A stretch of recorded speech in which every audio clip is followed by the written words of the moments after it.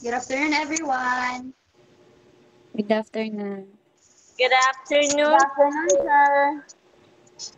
Good afternoon, Good sir. afternoon, Teacher G. Okay, so before we start with our presentation for today, let's pray first. Let us put ourselves in the most holy presence of God. In the name of the Father, and of the Son, and of the Holy Spirit. Amen. Our Father who art in heaven, hallowed be thy name, thy kingdom come, thy will be done on earth as it is in heaven. Give us this day our daily bread, and forgive us our sins, as we forgive those who sin against us. Do not bring us to the test, but deliver us from evil. Amen. Okay, so for today, we're here today to present our infographics, which contains the three teaching approaches in math instruction for primary grades. And these are the design-based learning, deductive approach, and inductive approach. Now, I'll start first with the design-based learning. Okay, so design-based learning, it is a student-centered teaching methodology that emphasizes real-world problem-solving through hands-on projects and activities.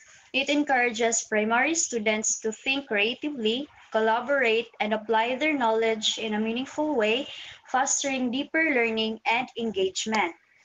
So in here, in the design-based learning, it states here that it is a teaching method wherein ang mga students, they will learn through designing at the same time creating real-life projects. Also, it is a student-centered, meaning ang mga students, they will take an active role in learning. While ang mga teachers, sila ang magsilbing mag-guide sa mga students through their problem-solving and project-based activities.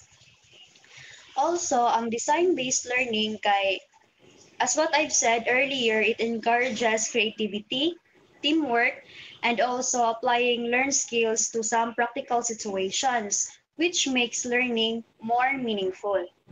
Okay, so in the design-based learning, there are also key principles. There are three key principles, and the first one is hands-on projects. So in here, in the hands-on projects, ang mga students diri kay, they will work on projects nga related sa real-life problems. Like for example, kana mag-design sila og playgrounds, which allow the students to apply their learnings about math concepts, mga inana. Next principle is the collaboration. So in here, ang mga students, kay they will often work in teams. Tas kani siya nga principle, it will also help the students to develop their communication at the same time their teamwork skills. And lastly, the last key principle is the creativity and problem solving. So in here, ang design-based learning, as what I've said earlier, nga it encourages students to think creatively or to think outside the box and find solutions to some challenges. So now let's proceed to the example of design-based learning.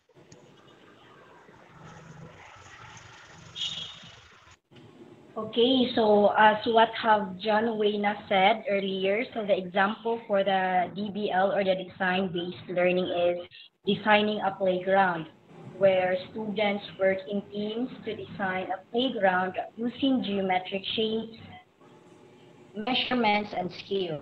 So this project can involve calculating the area and perimeter of different playground elements as well as exploring concepts light, symmetry, and tessellation. And for that, I have here another example. So imagine a teacher wants to help students understand climate change. So the students or the learners could use design-based learning to create a project where learners can define a problem. So the learners will research the impacts of climate change in their community. Next is that they will design the learning experience. So they will develop a plan to address these impacts, such as planting trees, reducing energy consumption, and um, avoid burning of plastic materials. Next is the implement the learning experience, observe and collect data. Then last is the reflect and refine. And for the benefits, I will give the stage to Ms. Ranilyn Gabrada. So next is we have the 4 benefits of the design-based learning. So first is the engagement and motivation. Second is the real-world application. Third is the 21st century skills. And lastly, that is confidence building. So first is the engagement and motivation. So the design-based learning is mag-involve siya sa fun, creative task na makapakip sa students to be kanang like mas ma-interested sila. Then next is the real world application. So the students here see how math na ma-apply sa outside sa classroom. And third is the 21st century skills. So collaboration, problem solving, and critical thinking are developed here through design-based learning. And lastly is the confidence building. So students feel a sense of accomplishment when completing a project, boosting self-confidence.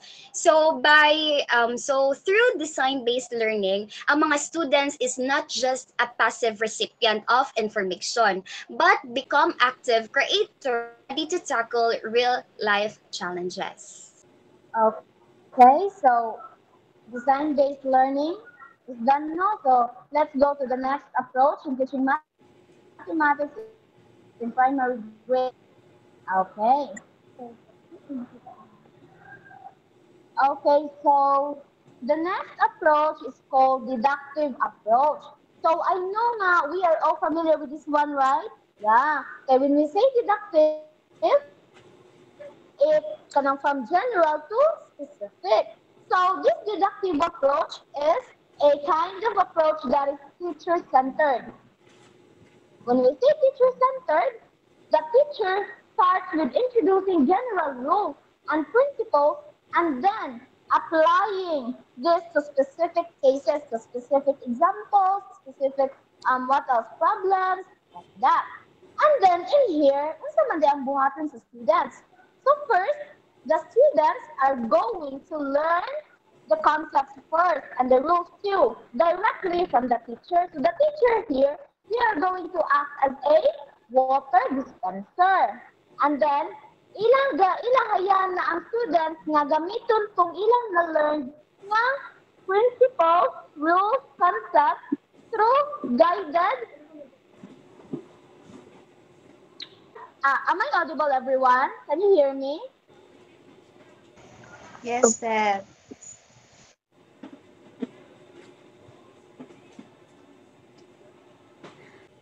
So, okay, so what is the rule of the students here?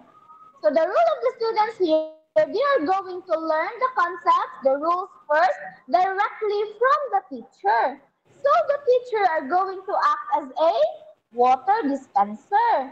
And then ilang hayaan ang student na i-apply from kanang practices, repetitive practices sa kanang ilang na-learned nga concept sa teacher.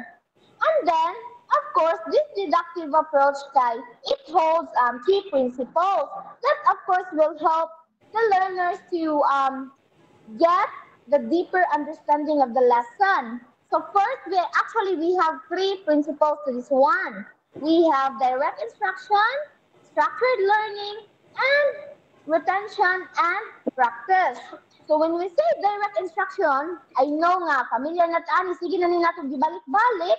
So direct instruction, the teachers here are going to explicitly present the concepts, the rules, and the procedures to the students.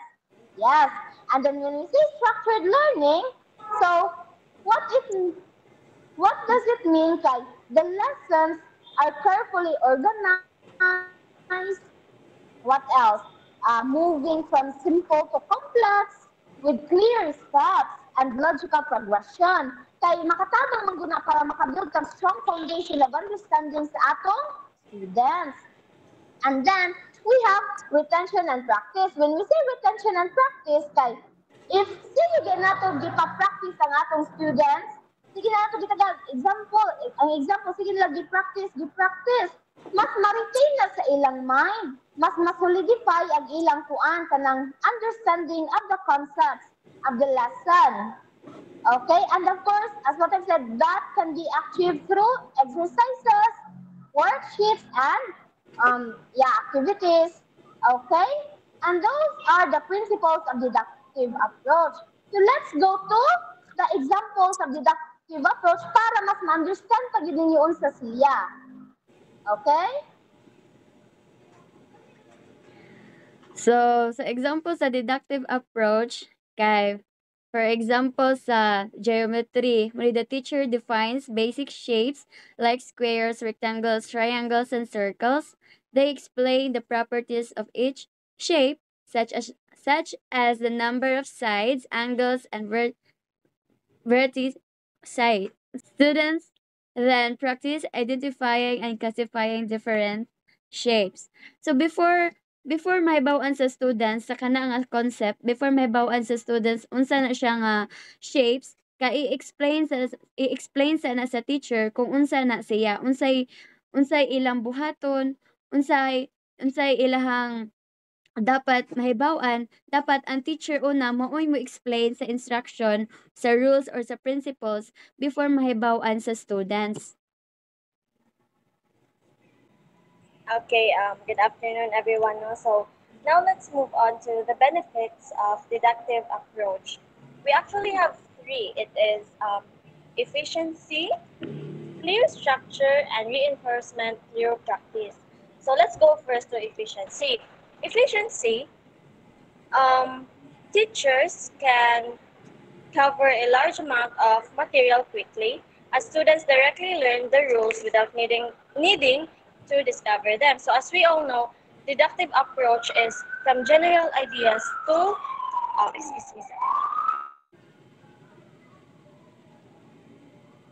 Okay, so deductive approach is from general ideas to specific conclusion. So efficient siya, it is because mag-start siya sa general. So kanang even the teacher itself lang, siya lang mag-give siya iyahang kanang direct instructions or general rules and principles sa mga students. So the teacher doesn't really need kanang daghan nga mga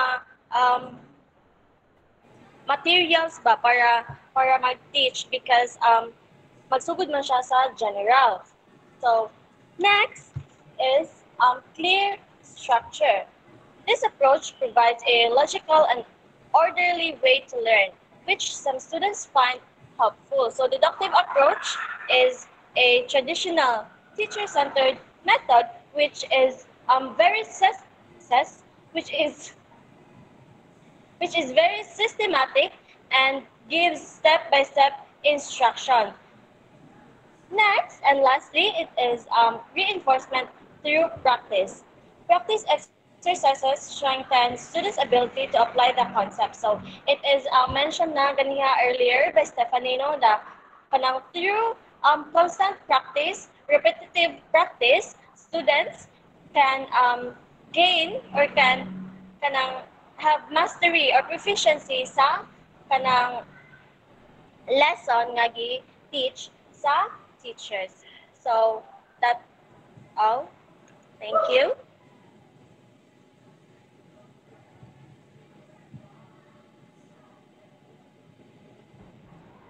So, good afternoon. Right now, we will tackle about inductive approach. So, what is inductive approach? The inductive approach to teaching math in primary grades is a student-centered method that emphasizes discovery and generalization.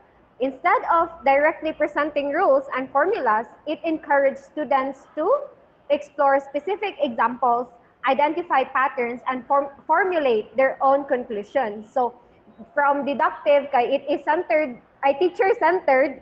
Here in inductive approach, it is student-centered. So we, as a teachers, we act as a facilitator, guide, and questioners.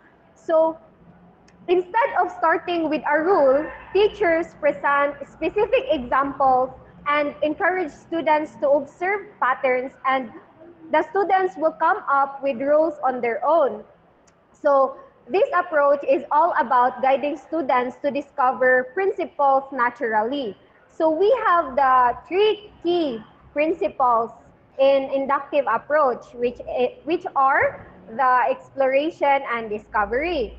Second is active learning, and third is critical thinking. So let's break down each principle. So first, it's exploration and discovery. So this encourages children to investigate mathematical concepts through hands-on activities and real-world problems. So murag it allows the students to experiment, make mistakes, and learn from their experiences. So this approach foster a deeper understanding and appreciation of mathematical ideas. The second one is active learning. Since it is student-centered man nga kanang approach, importante gyud nga ang students is active sa, passively listening to lectures, then children or the students are actively engaged in the learning process. So they work in groups baron, solve problems, and discuss their findings, which is maybe mag-brainstorming sila baron.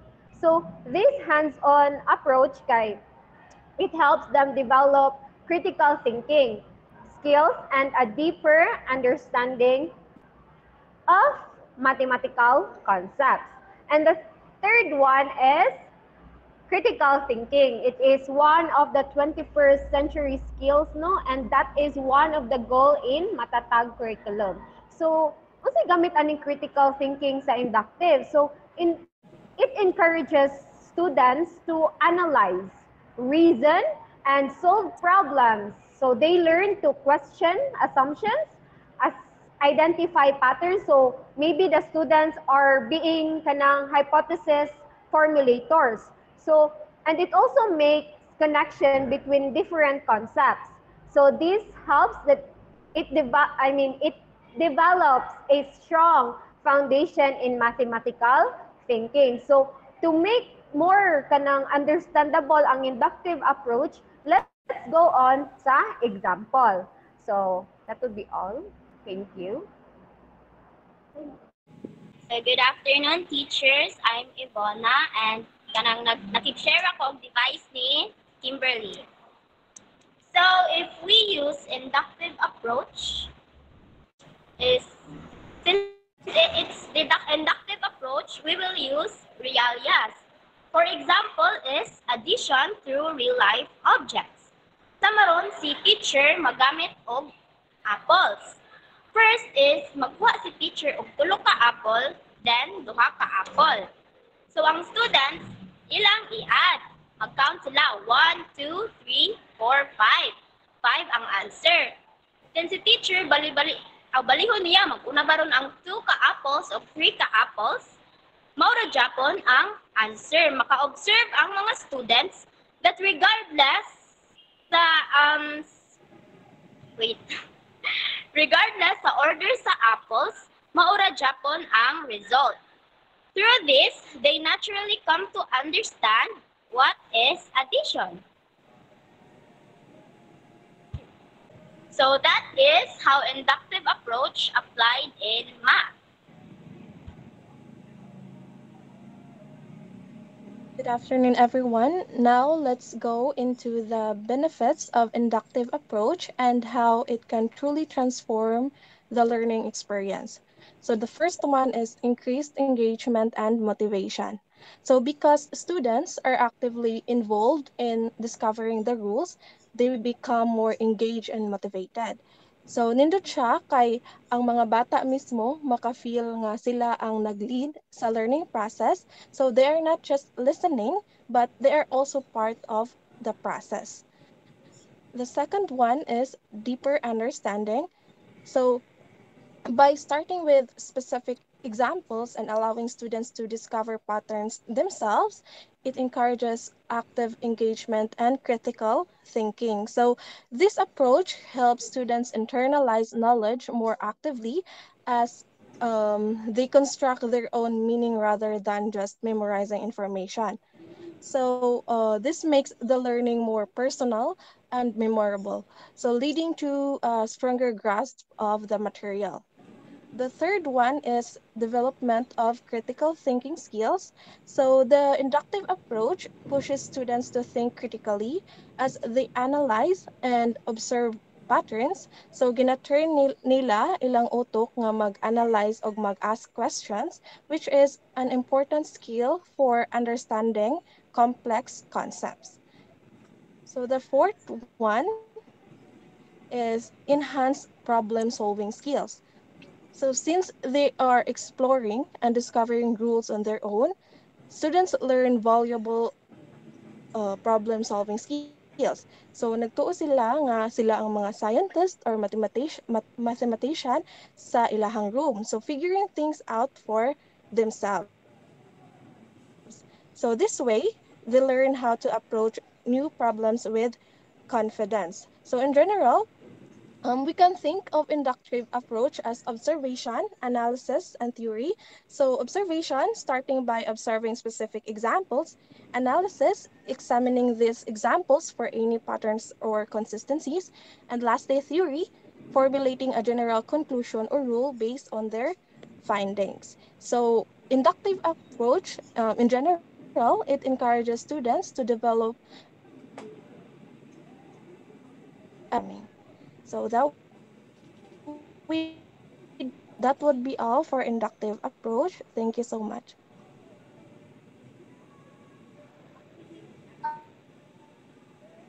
Okay, so to sum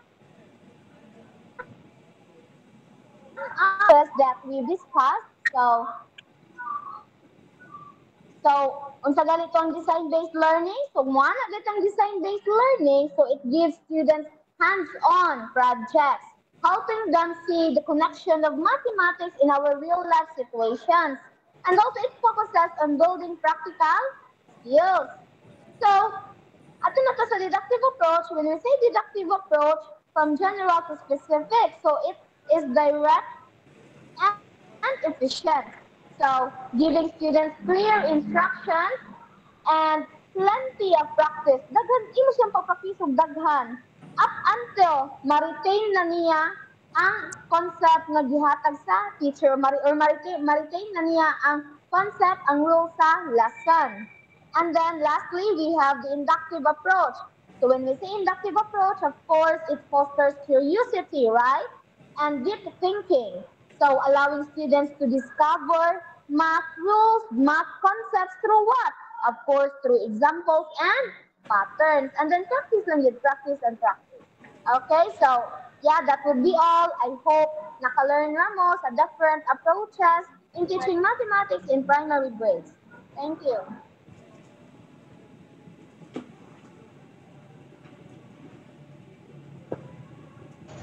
Thank you, everyone.